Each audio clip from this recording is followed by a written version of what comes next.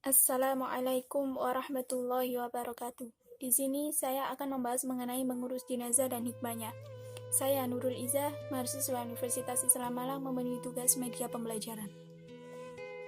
Yang pertama yang akan kita bahas yaitu memandikan jenazah.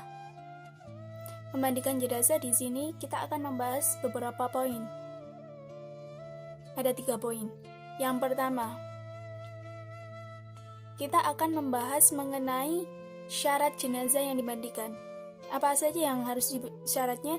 Yang pertama yaitu harus beragama Islam, anggota tubuh masih utuh, serta jenazah tidak mati syahid. Yang kedua, yang berhak memandikan jenazah. Kalau jenazahnya laki-laki, ya sebaliknya laki-laki yang kalau tidak ada mahram yang dimandikan bisa ditayamumkan. Lalu lebih memilih ke mahramnya dulu yang memandikan. Yang kedua, cara memandikan jenazah. Yang pertama yaitu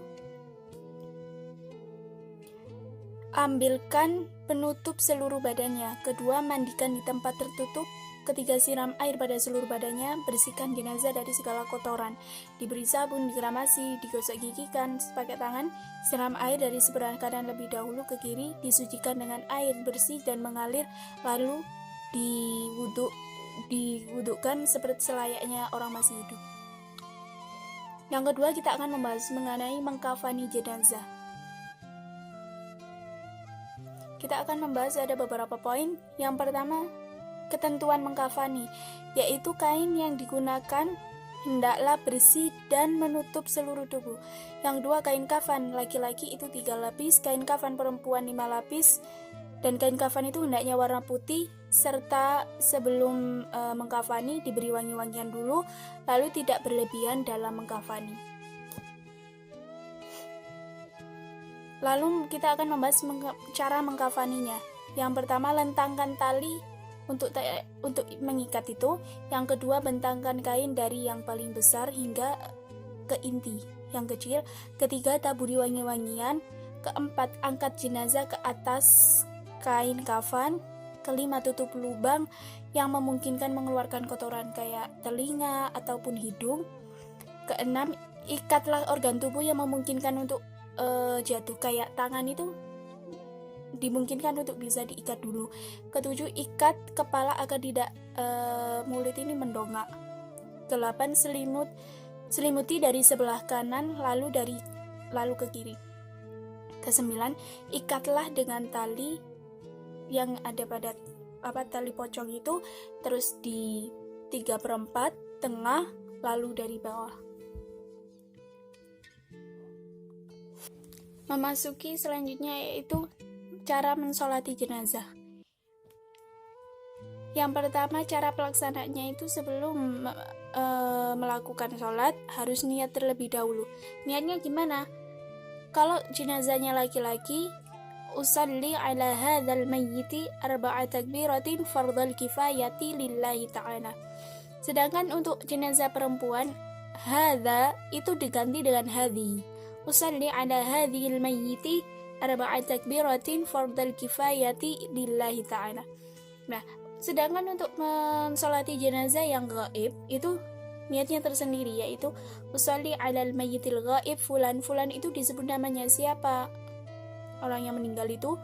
Lalu arba'a takbiratin fardhal kifayati lillahi ta'ala. Usalli alal mayyitil gaib fulan arba'a takbiratin fardhal kifayati lillahi ta'ala. Lalu takbir pertama.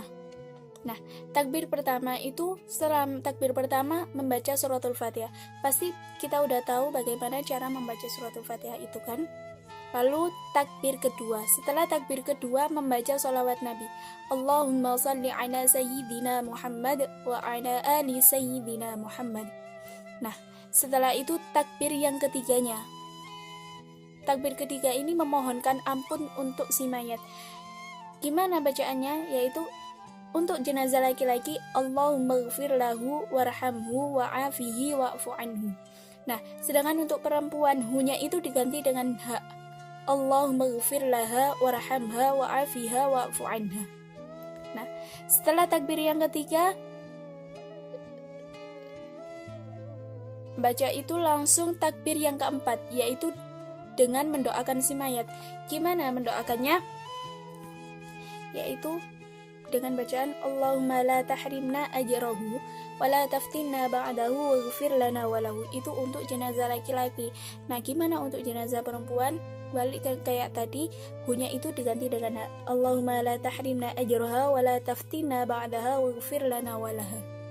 Nah, setelah takbir keempat membaca itu, mari kita salam. Assalamualaikum warahmatullahi. Wassalamualaikum warahmatullahi. Dilanjutkan mengenai menguburkan jenazah. Menguburkan jenazah di sini kita akan membahas beberapa poin. Yang pertama, ketentuan untuk mengubur jenazah itu kedalaman minimal itu 2 meter, dan yang kedua itu mengikuti panjang si jenazah tersebut. Bagaimana cara menguburkannya? Yang pertama, turun 3 orang pada liang lahat tersebut. Yang kedua, langsung angkat jenazah ke liang lahat dengan orang-orang salah satu orang itu berada pada kepala, perut serta kakinya. Yang ketiga, taruh jenazah menghadap kiblat, jadi dimiringkan. Nah, bagaimana agar tidak roboh kembali terlentang itu? Belakangnya beri segumpal tanah sebagai sanggahan agar tetap miring gitu. Yang kelima, kenakan pipi ke tanah. Pipi si jenazah ini kenakan ke tanah, lalu tali pocongnya itu dilepas. Keenam, tutup dengan papan kayu. Setelah selesai semua, tutup dengan papan kayu atau yang lain lah gitu. Lalu sudah ditutupi kayu, timbun tanah dengan secara perlahan-pelan aja biar gak ambruk yang kayunya tersebut. Setelah itu langsung doakan si mayat. Para yang menguburkan itu, yang mengiringi jenazah dikuburkan itu mendoakan si mayat. Dilanjutkan mengenai hikmah mengurus jenazah. Apa saja hikmah dari mengurus jenazah tersebut?